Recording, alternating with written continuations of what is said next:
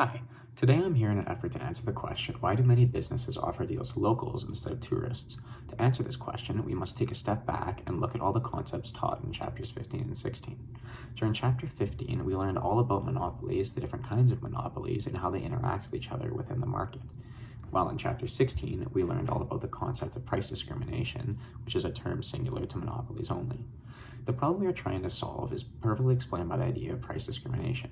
Looking back at chapter 15, we learned that monopolies have downward sloping demand curves, meaning that if this company were to increase the price of their goods, then quantity demanded will decrease.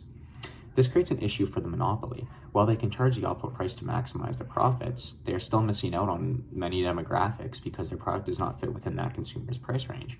As we also learned in chapter 16, monopolistic markets naturally create deadweight loss. This deadweight loss is represented by the missing revenue the company would be generating if able to reach other demographics. The solution to this issue is price discrimination. Price discrimination can be defined as charging people different price points for the same good to different groups. For instance, let's say it costs a company $500 to produce a computer.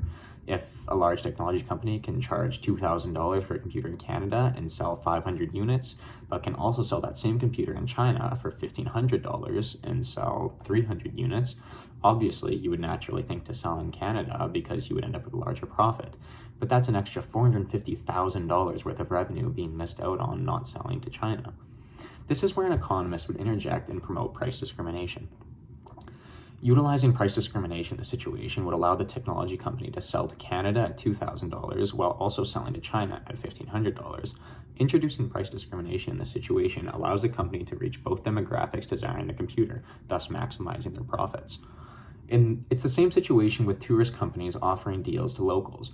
Residents naturally from the destination spot most likely have little desire to see the attractions tourist companies have to offer, but when the company reduces the price for this select group of people, they are incentivized to purchase the company's resources.